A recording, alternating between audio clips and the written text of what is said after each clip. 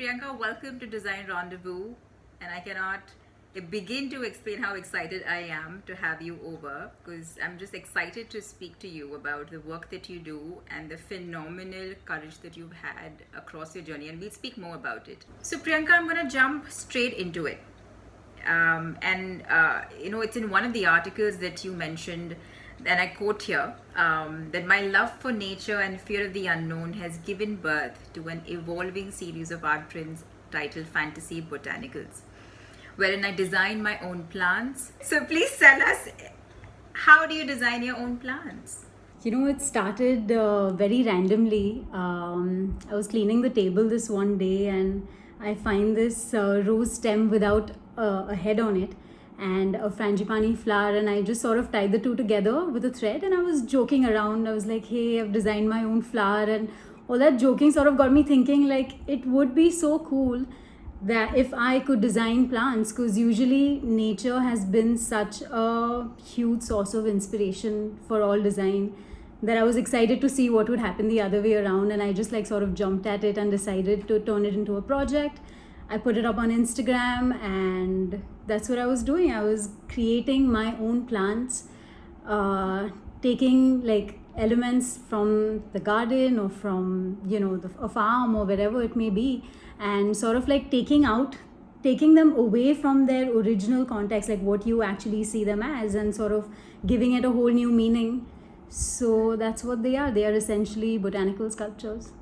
And tell us about Studio La La La. Because again, I think, I design my own plants, Studio La La La. It's something that, it's not, yes, conventional, but it's also not, contemporary. It's very authentic, and you can sense that, in these words. Yeah. Tell me about that. So, I'm a trained graphic designer, and that's what I was doing all this while. And I sort of got fed up of using softwares and always, when you're designing for brands, everything has to look pretty. It has to look good. It has a standard that you have to follow, versus when I started this project, I had no one to please. I had nothing to sell. I was literally just going with the flow, doing what was coming to my mind, which was authentic, like what you said. And even when I started the project, I had no point of reference because I didn't know where I was headed. So it's been great, the project, and that has also changed what I do professionally. So as a studio, we basically conceptualize photo shoots or conceptualize style and complete a complete photo shoot for brands, or we also do installations or visual merchandising, or be it like events for brands. So yeah, this one project has sort of changed what I do professionally, and it's been great. Yeah. And besides the series that you started off with, right, from your home, cleaning something, to then very intentionally creating these sculptures, right? I'm sure that was a very different process, because it wasn't just out of the blue. You really had to curate it, if I may use that word. Tell me a bit about that process. If you're speaking about the project specifically, I try as much not to let anyone's feedback, or I try not to curate, or I try not to do any of it, and keep it very raw in that sense. There are days when I have not liked what I've made, but then, like you mentioned earlier, it's about me facing my fears, and I have this fear of failure, or fear of being mediocre, or fear of not being able to put up work that you're not so happy with. And it was about targeting all of those. And so yeah, they're not really curated. When it comes to the brand work that we do, definitely there's a lot more thought and practicality added to it. But yeah. So it's very interesting, like you said, that you're a failure, and those, I think, as a designer, I can completely relate to that as well, because you feel like you're never good enough, because there are other people who are doing better, right? Yeah. Or if I've chosen this, then am I ever going to get better? Like all of those, the fear and self-sabotage of some sort, that let me not try this because it might not be accepted. All of those things. Yeah, and I feel like your work shouts the fact that you are fearless. And I know for a fact, and it's very funny that you mentioned about fear right before I was about to say this, because it is far from not fear. It is far from comfortable. That's what I mean. You know, and tell us a bit about the journey of feeling fearful. Maybe perhaps the beginning, because I feel like you're still in the beginning of this process to kind of unravel what's there. To a place where you're comfortable to create something completely out of the ordinary. You know, as a person, I'm very rigid with my ways, and I always like to plan everything. I need to know there's no scope left for what's the word, like in the moment. There is no in the moment with my work. But when it comes to this project, like, I don't know what I'm gonna forage outside. I don't know what I'm going to get, and I have to play with what I have in that moment. And it's not a lot of planning, because the elements that I work with are organic in nature. They are ephemeral. They're gonna die. So I have to make the most of it then. So it's super unnerving for me to actually do that. But what I have realized in the process is that people have been very accepting, and they've ended up loving the project, which was not something I expected. And it's very flattering and very motivating, I would say, to keep at it, to really keep going. And it's funny, when I meet people now, they've seen my work, they think I'm a certain kind of a person, and they meet me and they're like, oh, I didn't think you were that. I didn't think you were...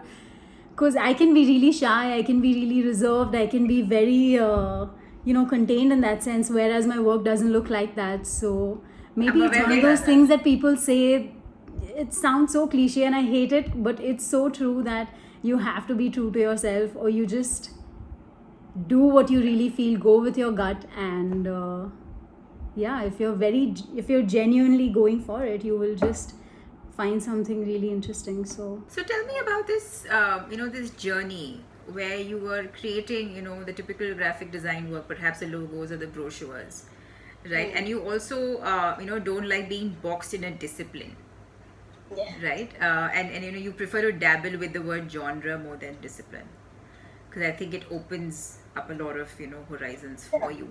How has this journey been?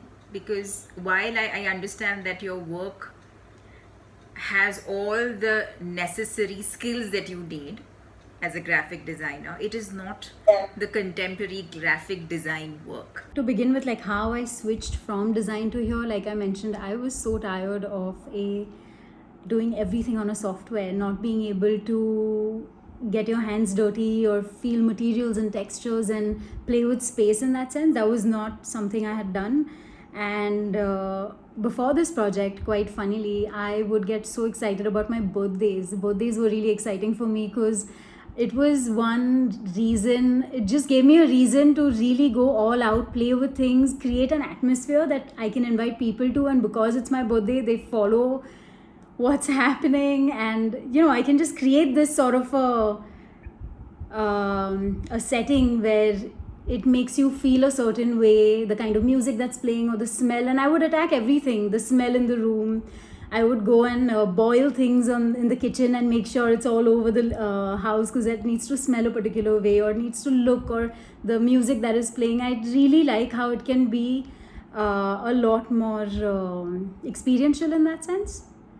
And people will always make fun of me for this, but then once this project started, it sort of allowed me to put in all that energy that I had pent up all these years into these little sculptures that I was making. And there was this one photographer, there's Rid Berman, who saw my work, and we connected on a certain few things, and we decided we should work together. And the next AD shoot, he was shooting for AD magazine, Architectural Digest, and he asked if I'd like to style a shoot. And at that point I was like, what does that exactly entail? What am I supposed to do there? I didn't even know that was something I could just do all the time. And it started with that, and then one thing led to another. I've done a bunch of photo shoots that has inspired even a runway, designing a fashion runway, which was very different. The scale was very different for me. I'm used to designing or creating things at this, at this scale, and then suddenly like a 70 feet long runway versus doing an event for a fashion brand. And it just, there were a lot of interesting opportunities coming my way, and I really say I've been very grateful. Like I am very grateful for, that I'm being able to do all of this. And it's literally just like I actually talk to my therapist sometimes that I need a hobby. I think I don't have a hobby. And she's like, people look for a hobby when they're not excited with the work they do. When you have something you're excited about, like, why are you looking for anything else? So I have been rather lucky that I can do something that I love and make money of it. As designers, and I think specifically the kind of work that you do, if you're not excited about it, it is, like a recipe of a disaster. And I feel if you just, I think particularly because your work is so diverse and unique and mature aesthetically, and it is just so different. I haven't figured out a word for it. Perhaps you can help me with that. And I feel it is so great that you were able to do it. You had the right kind of people approaching you to work on different, kinds of projects. And that brings me to the point as to, this kind of an industry, right? And I don't know what industry this is called, because, you can literally cascade into several, right? Perhaps let's just say the styling industry. Okay, a very macro level. This kind of work is very nascent in our culture in India. So tell me about how is it that you're adding value to this genre, and what is it that you are kind of filling in? And I'm sure there's so many gaps that all of us fill in our own ways. What are your thoughts on that? This is one thing, like, where do I belong? Am I a stylist, or am I a installation artist? Am I a graphic designer? This is something even I have been trying to figure, but I like the idea of not really fitting into one. And that's why I say that it's not a discipline, not one discipline, but it's more of a genre in a way. Like, I have a certain approach, or if I have a certain way of looking at things, and I think it can be applied to any of it, be it designing a cake or a sculpture or a shoot. So I'm not trained to be any of these things, and I think that is in a way works in my favor, because automatically I end up with a solution which is not how other stylists are used to thinking, and I have my own process because of that. And my work, I mean, I love what the others are doing, and the other stylists in that sense are doing, but I think what I have is how I've been using art to communicate something, to tell stories. Like, I have a medium which is very often botanicals or other mediums as well, but using the medium very strongly to tell a story is something I've been doing, which is why I say it could fit into anything. It doesn't really, I don't even understand actually where I belong, because I'm like, I'm not a graphic designer, I'm not an interior designer, but where do I fit? And I think the fluidity, of the work and the body of your work is massive, from those sculptures that I remember, when you came to Creative Mornings, when you presented your journey. And way before that, right? That was a while ago though, yeah. a while ago. To, designing runways and, perhaps parties or, different events. Tell us about a few projects that you are working currently, and I know there's a recent one that's launched. Tell us about that as well. Are we talking about the yellow one? Yes, the mango one. Yes, that's one of my favorite projects. Like, it was such a wholesome project, and I felt so satisfied at the end of it. It was great. So basically, I guess I'm a contributing editor at AD, so I work very often with them. I do a lot of their shoots and stuff. And this particular brief was the theme of the issue was mango yellow, and that's all they gave me. He said, I need you to create spaces, and your theme is mango yellow. And I loved how open-ended it was, and what we basically thought of was like, what do mangoes remind us of? It's by default, I think it's most of the people I have even interacted with, they all think mangoes are about grandparents or summer holidays or vacations, and that means you're going back to your village, or visiting your family and family homes. So architecturally speaking, we're talking of these old style homes with courtyards and stuff, and it just looked so obvious, like mangoes and courtyards sort of go together. So the entire shoot was based around courtyards, and we tried to create a very tropical, but still very Indian look, not a borrowed tropical, if you know what I mean. Yeah. Very local to where we are. So the process of actually finding brands, finding products.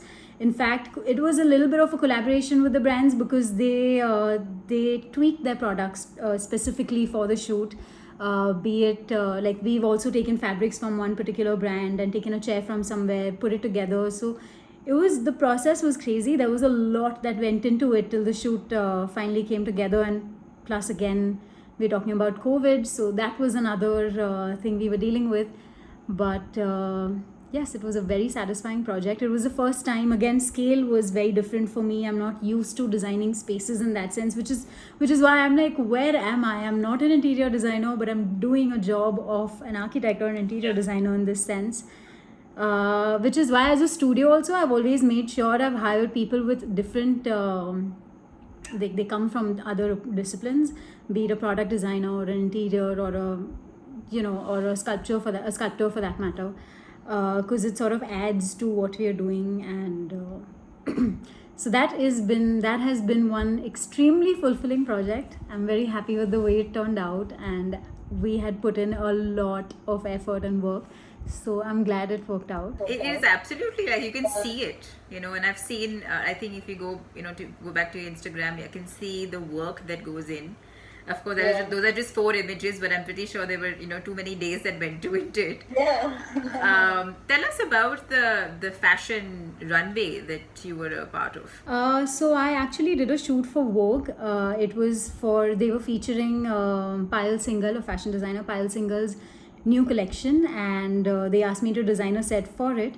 And me being me, always looking at everything so minutely, that I also designed like such details in a table which was almost covered by all the ladies standing in front of it, but there were like a lot of details there.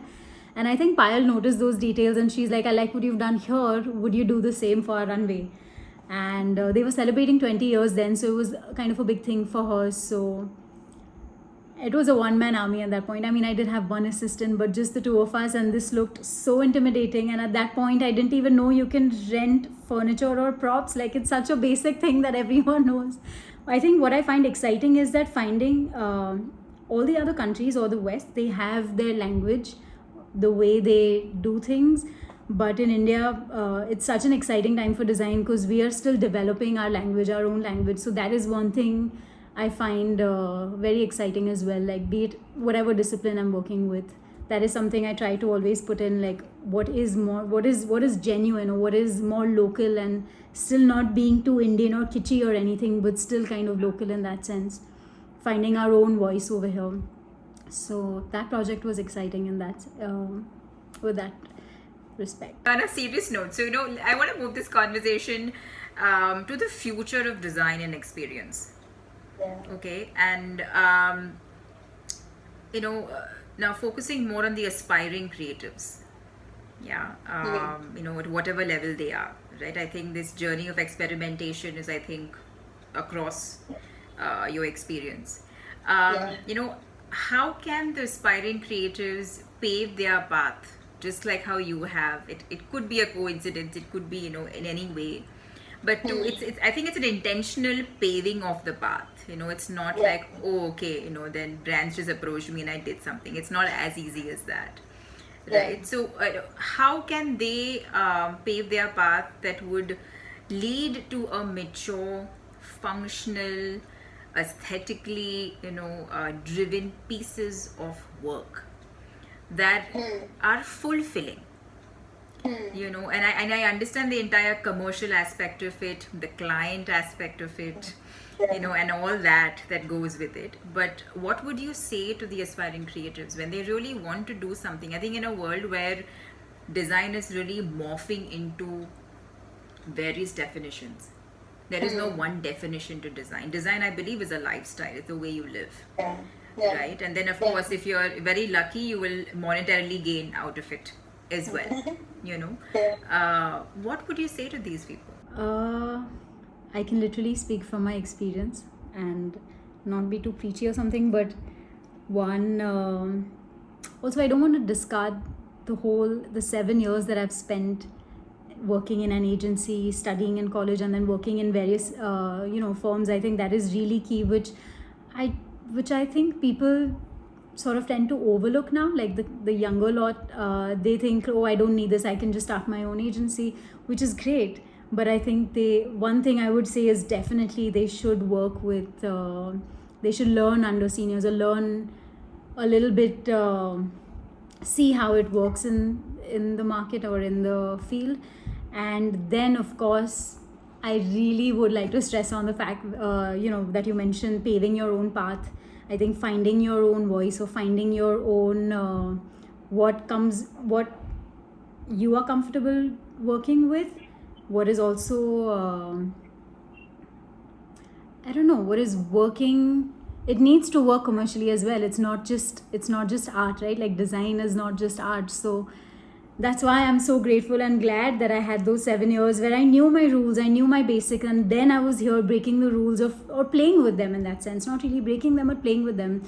So I definitely think one thing students need to do is need to be a lot more original, a lot more authentic with what they are doing. Many a times they end up following styles, like with Pinterest around and with certain things around. Like they're looking at these styles, or they're looking at these layouts, or the kind of fonts or the colors that have been, everybody's using, and they put that into their design without even giving it a thought, or without breaking down the problem as to why they are designing a certain book or a space or whatever it may be. I think that is quite key, being more empathetic, being more mindful. Mindful is another one, as far as even your processes are concerned with what you're designing, be it when you're printing, how much paper are you using, or can you cut down the number of colors you're using. Maybe if it can be done in a 3-color, avoid the 4th color. I think being mindful in those spaces as well would sort of help going ahead with the whole sustainability factor coming in. There's a lot of things actually I feel like saying, but yeah, I'm gonna stick to this one. I think being original, being more authentic and mindful. Yeah, and I think that is an important word that you mentioned, which is mindful. Yeah. And that also goes in the realm of ethical design and circular design and all of those things, right? And I don't think so we are taught that. We aren't. It's always been like an extra subject. It's never been part of what we are doing. No, I mean, I don't think so. Even I in would even talk schools, as like extra. kids, it's always as a. Yeah. And, I think I want to end this conversation on a note Yeah. that is not about design. Yeah. I Yeah. want to, ask about the values that you bring to your work. Tomorrow you could be doing something else. Tomorrow, say you start a shop. I mean, you never know, how life is going to pan out, the opportunities that come our way, which are so exciting, I think. So, what kind of values or value systems that you bring to your work, and in whatever you do? It could be cooking, or it could be styling. I mean, it could be anything. That play a definitive impact on the work that you create. So one thing which is very important to me is, I interned at this one place where I was very, very fearful of my boss and all my seniors there. I was always very intimidated, and I couldn't be myself, and all these things of like, oh, what am I doing? Is this right? Is this not? So one thing when I think is very important while working is the process of working, or actually like how you feel while you're working on it. I think you need to enjoy it, you need to feel comfortable, you need to feel like you can really just come up with ideas, not think, or not sort of like cut them down thinking like, oh no, this might not work, people might not like this might not happen, that might not happen. So and I really always crave for, like, I try to function like that, which is why I try to create an atmosphere for the team that I have, whoever's working with me. I try to sort of put them in a very comfortable space in that sense. They should feel comfortable with me, comfortable with what they're working on. And that's very important, I think, because that's what sort of what you make out, like what you make from that space is sort of is key, or is, I don't know how to explain. It's I've lost words, but it's important to basically be really comfortable in your space with where you're working, who you're working with, and all of that. So that is one thing. As a practice, the values that you're talking about, I try to maintain. Secondly, even with what I'm doing, one thing I try to be very conscious of is like, am I technically correct, or am I doing the right thing for the environment or to the client, or I don't know, being very conscious of certain things. I need certain things to be there correct, if that makes sense. Yeah, and the third is, again, comes from the whole comfort thing. When you're comfortable, when you're loving what you're doing, when you're enjoying, and you put in everything you have into each project, be it the smallest or the biggest, whatever it may be, I think that's very important. And that's, yeah, what sort of defines my work as well, in a way. Does that make sense? Does that answer the Oh question? yeah, it makes all the sense. Oh yeah, absolutely. Thank you so very much. And I think on this note of being authentic, being authentically comfortable, you know, and that I feel is it's a journey in itself, you know, to discover yourself, then discover your work, and then what works. It's really a journey, and I really thank you for being so brave in your work, because I think India needs it, and I think designers need you know, this kind of work, and the body of work that you create hopefully will reach corners of the world. Yeah. Yeah, I hope so. Yeah. Thank you so much. No, thank you so much, Priyanka, and I'll speak to you soon.